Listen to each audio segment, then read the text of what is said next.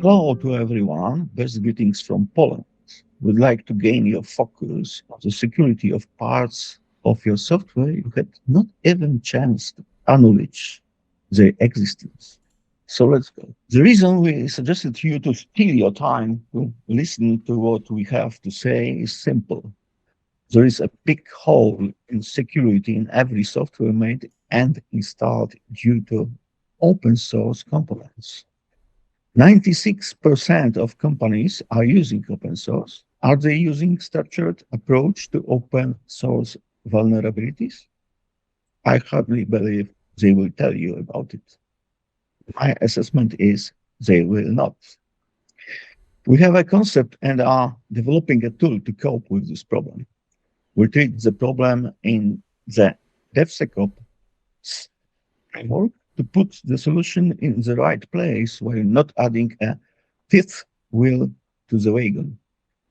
Agenda covers our assumptions, solutions, concept, and tool current status. There are two of us who will be presenting it. Aleksander Baranowski, who is experienced product lead producing open source software, Euro Linux, Euro DB, Euro AP, and so on. And me, I'm a little bit older and focused on selling these products, packaging it and selling. So I suppose it is a good company to say you about it. We have now very complex environments, both infrastructure and systems on the one side and development and maintenance on the other. It is due to technological progress and dynamics. On the other hand, the market needs better effects. So KPI are so very strong focused on effectiveness. How to do it with it? There is a very well tested approach of DevOps to gain better interaction between developers and administrators, having in mind that there are more digital security vulnerabilities. There is we must add some security part to it. So is DevSecOps. DevSecOps idea doesn't cover component issues. Our approach is KYCCC. So it is know your code and coder. As we said before, we are still in the DevOps work with some security aspect added. So let's see at it. We have here classical DevOps infinite loop with sec added. So it's never ending story. So we have static application security testing, dynamic application security testing, interactive application security testing, and so on and so on. Many aspects, many activities, many tools. And on the very end, monitoring to have some feedback from production line. Probably we said you about complexity of the problem. Each of your software you are building or ought to be built have some components of open source. And how to check it? We must check if the coder is geopolitically secure, if the code is reviewed very timely, if the project is active at all, if the vulnerability testing is okay. There's many aspects of risk assessment which we are not aware because it is a component which isn't sold to us. It is component which is part of only code by software we are buying. So it is very important. If there is any structured approach to it, no, there is no. Is there any empirically test research-based models? Yes, there are. I will say something about it. But why? Why? First of all, we must know from what our software is composed, what third-party components are in our software. So it is called SBLM. It is from infrastructure bill of materials concept, software bill of materials. So we must know what we have inside. It is first and most important thing. Next, how to mitigate risks involved with these components. If we know components, we can check if they are risky or not. So next, we must score this risk because no third-party component is risk-free. We just choosing the less risky one. And next, we must just put it in our software deployment pipeline to have it right in place. What if we don't? Of course, first of all, we don't know if the project will be developed in the future. We don't know if we'll address any vulnerabilities. And we can face the problem at the very end. We can use this component anymore. So we must change it. And it could be very expensive. We must change architecture, we must change whatever, all maybe license even. So it is very expensive. And in the meantime, we can lose our customers if we offer our software to somebody or our service based on the software. So it's very expensive. And now our approach is software composition analysis, risk management, our code name for our solution. And what we are doing, we are just SBOing, I may say. So we are finding what is inside. And it is not the first line. So for example, library or driver or something else, but even more. If the driver library calls other library part of software from outside, we are checking it as well. And how we are checking. Okay, so when we are talking about how we might name it, SCARM, scarm, or with our code name, Marek said, we are not looking into the single component. Of course, each of the components has its own score, but we are also looking at the score of like the global score of the system that we are using. And it's quite similar in think about it to CVE. In theory, you have a single CV in your system. For example, I don't know, Log4j was very famous lastly. But when you think about it, you're not saying we need to patch this CVE. We need to patch the systems. So, by the way, this is why the environmental metric in CV were introduced. So there is like CV, but there is the context. And the very same with the SCRM. So going back to it, basically at the moment, it's like 4 vectors, but I personally think about more about like dimension, because when you think about the vectors like the line, of course this line can be like in 3 dimensions, by the way, from algebra. But I think more like dimension because we have a multiple vectors in that dimension, and this base vector sales dimensions are the following at the moment, at least: software code contributor profile, the product dynamic, code quality, and vulnerability dynamic. We call it CVE plus, but I have no idea if CVE is not trademarked. So yeah, so it's like only the code name. Okay, let's start with a contributor profile. And this is one of my favorite because it's shown that we are living quite peculiar world.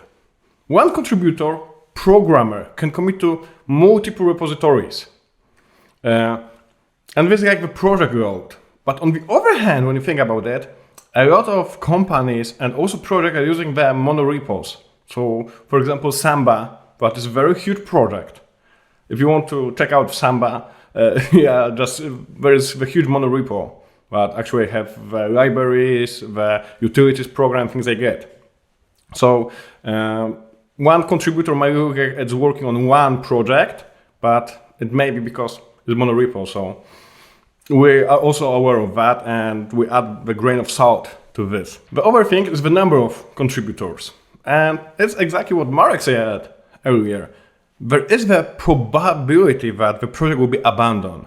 And sometimes it doesn't look like the project is abandoned because, for example, it has multiple stars, there are the issues, but for the last 2 years, none of the pull requests or requests for change or whatever you name it, so basically bug fixes or enhancements to the project were made.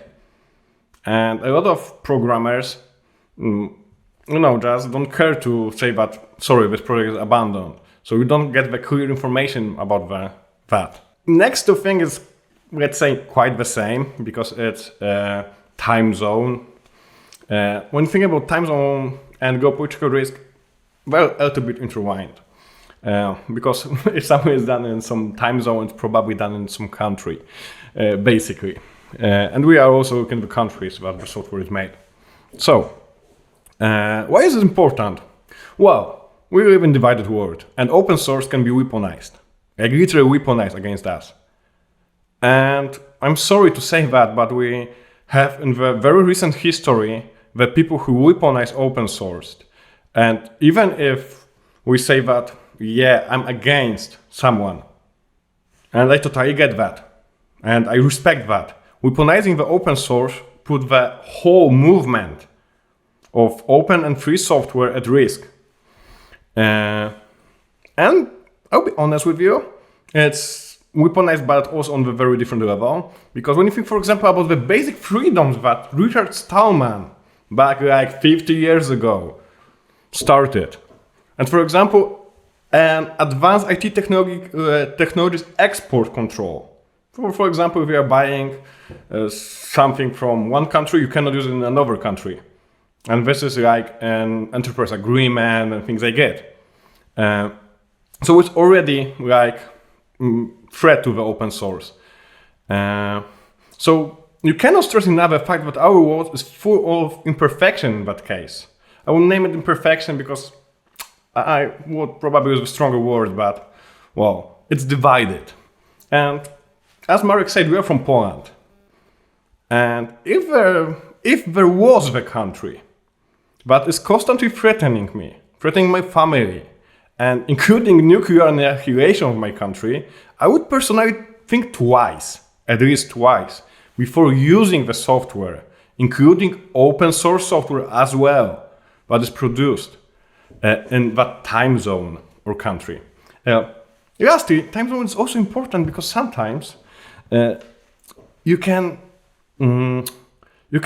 see that the fix or predict when the fix will come, because, well, programmers are also people, and let's be honest, the bad guys never sleep. So if something is made, let's say, in US, it's very likely that if a bug is discovered and published and there is the exploit and they are sleeping, literally sleeping, that it might be delayed until the work time, or at least when we wake up. So yeah, next one is the project activity, and this is like the next vector dimension. So we are basically looking at, let's say, three things. There is much more, but the three things. And first one is interesting project index, and it's I would say, quite sketchy in some cases, because if something is popular, there is a higher chance that it will be safe because more people will try to break it, not use it, break it. And we all know the Eric as Raymond Linus law. This law says that basically, if there are enough eyes on the code, that all bugs are shallow or will be fixed and things like that. But it's quite criticized because the heartbeat. Simple mistake, but on the other hand, it was fixed, for example, in BSD before. On the other hand, there is some data and evidence provided by Google, actually, and their repos that says that, well, if a project is very popular, there is a higher chance that there will be a fix. But people, the commits to the project, especially external commits to the project with the bug fix, security things, things like that.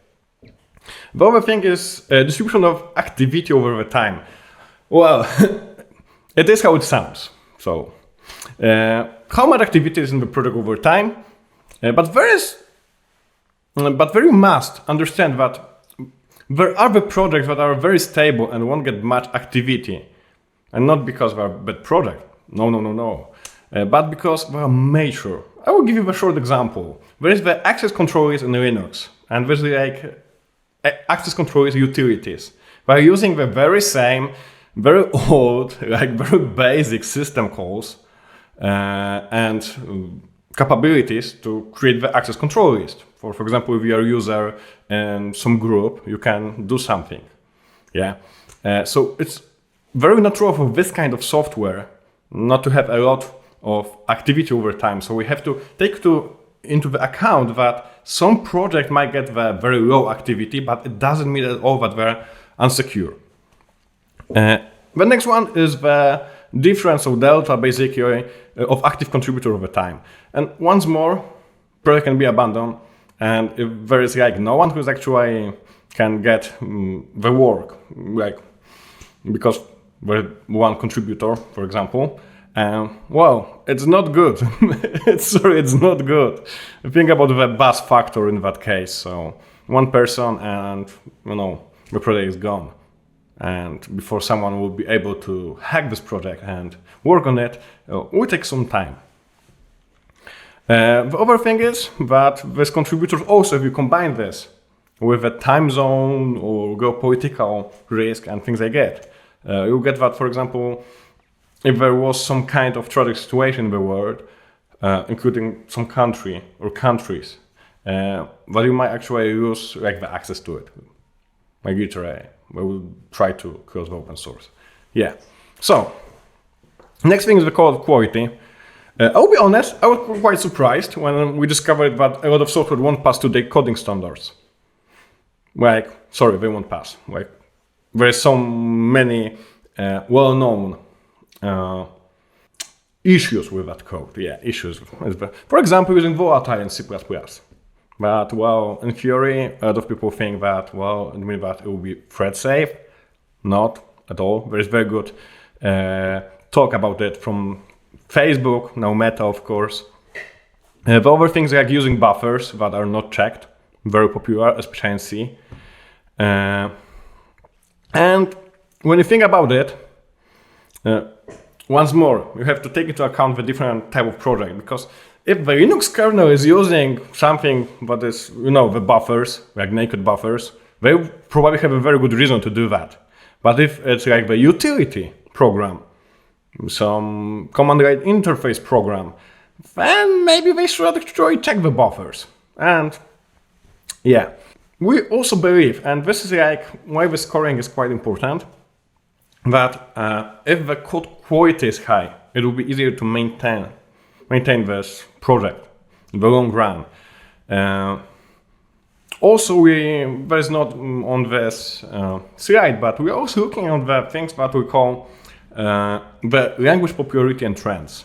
So basically, if you have some project that is written in the language that is becoming slowly dead, and I can give you, I know that some people will feel triggered by it, but it is written in Perl, for example.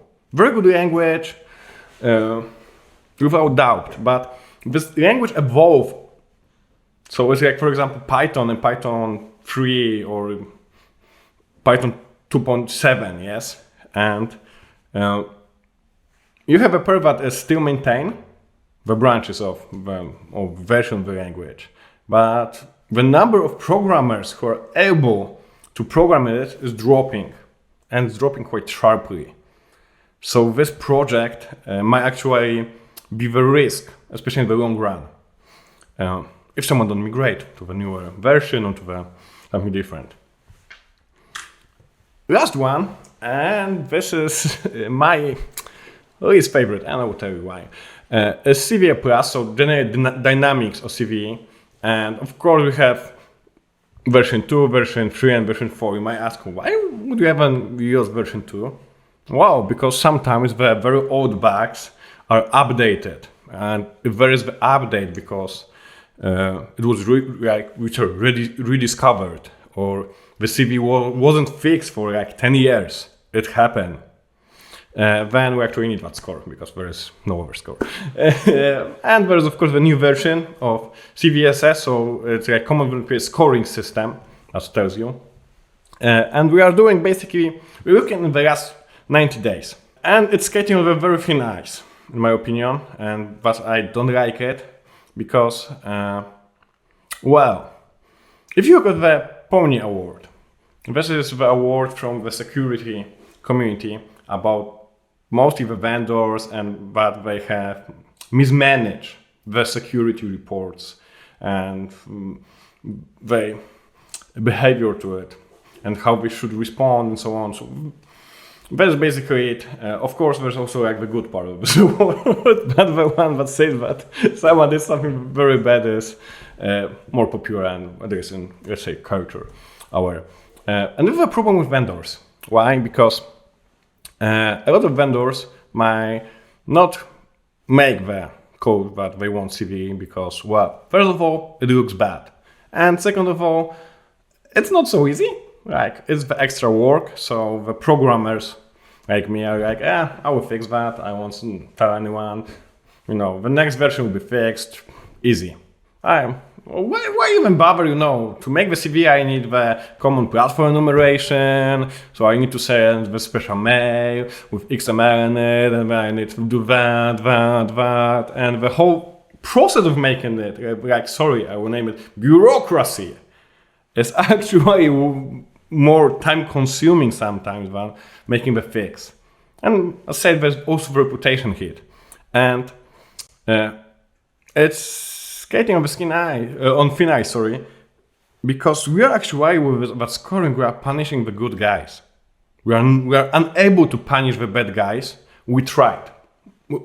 Believe me, we tried. We looked into a project that does not have this, or try to avoid them, and then try to, you know, with some statistic magic, how much code is put, what language and things like that, get that there should be probably some CVE. But, well, it's very hard to find, to be honest. So we decided that, well, if it's like not stable, we are unable to say about the thing that we are unable to prove. In that case, we can only, and I believe that the scoring must be on like the real data. And there is the great blog post from Daniel Stenberg. Daniel Stenberg is the author of CURL. The CURL is like the most popular software used in the world. Like literally, guys. Linux is not that popular. Because when there is the Linux, there is the CURL probably. Yeah. And he wrote about that, well, having the CVE in CURL is the good. And you should also think that if the vendor is honest with you, the programmers, people who manage the project are honest with you and say, guys, look, there is the security problem. We made the fix your system. This is good, but unfortunately the scoring is, and for me, well, as said, it's quite problematic because once more, we are punishing the good guys. Marek, can you continue? Thank you, Alex, for presenting the approach. You ate my time as usually. Okay.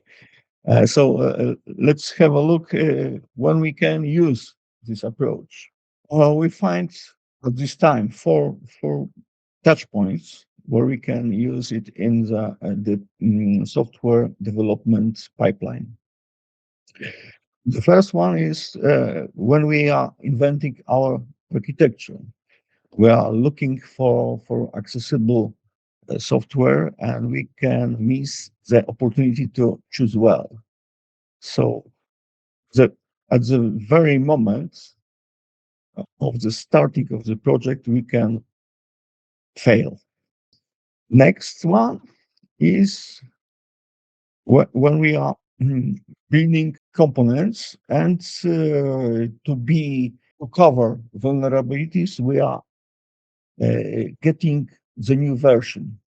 It's very usual scenario, and we can fail again because this new version can have dependencies or features which are killing our application. And third point is when we are using the software in production real time, and we are trying to maintain it and update components. If you are not checking these components, you are failing again. And the last one is when we approach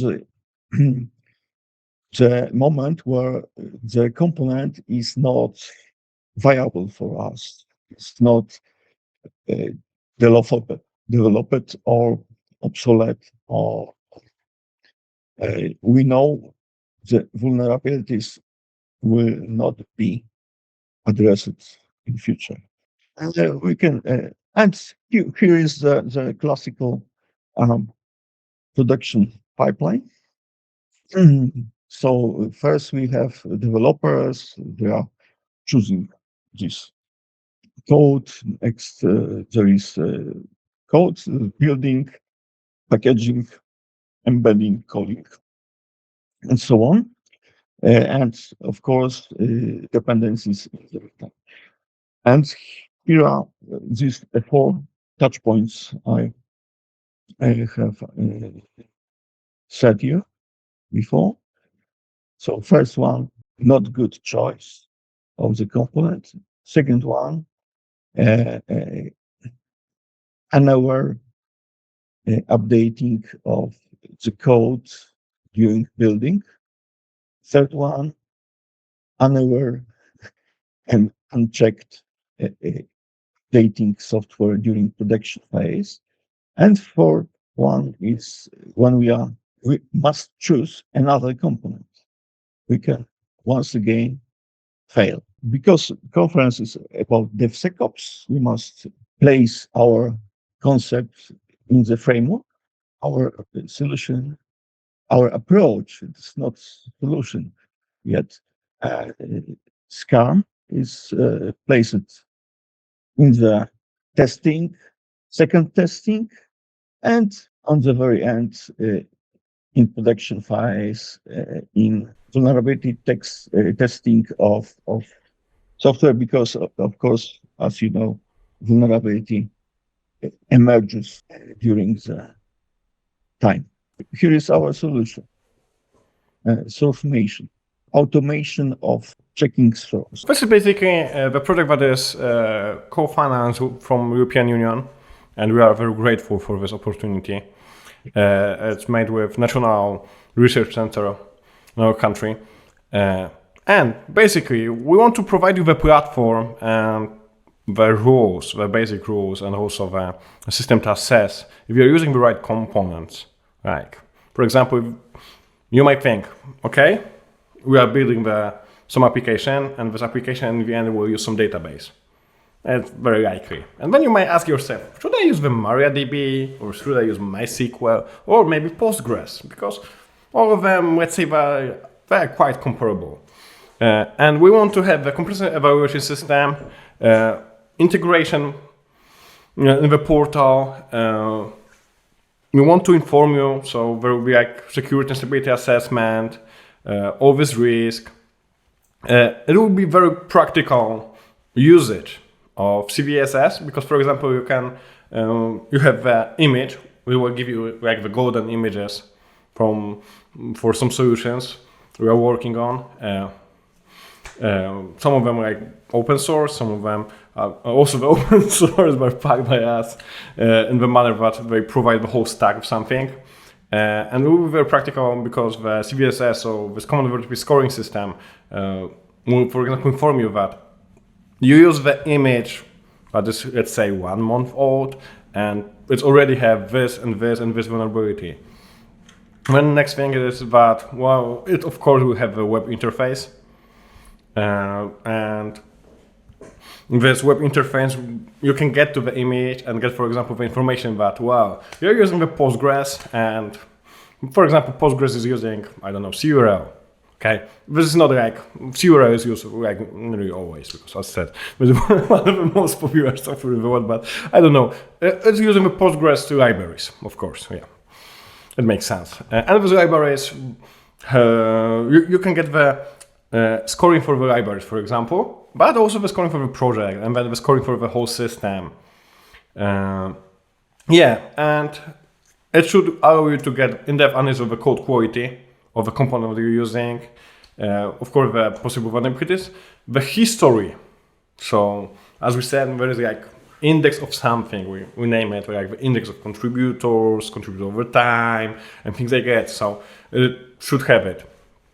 And many other risk factors. It's in the mate and will give you the ability to run images that are secured, will have S1 and things like that, of course, on AWS, on container engines, so there's like Docker, of course, container is mostly, it means that it will be run on the Kubernetes, your own Linux distribution, Alibaba Cloud Kubernetes will be OpenShift, things like VMware, and yeah. You have probably right now, we have like 12 platforms, like the runtime platforms, that we are supporting for each image that we are producing. So yeah, so there is quite a lot of images that are regularly updated, that have scoring included, and so on. It should allow you to streamline your security assessment in details. For example, I want to use the Redis.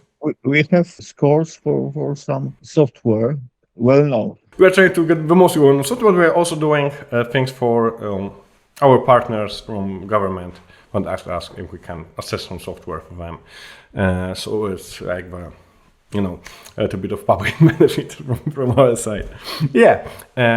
But if, for example, as I said, you think, should I use Redis? And when you look into the profile of contributor, for example, and you think, yeah, it looks good or not, depending of your geopolitical risk assessment and things like that.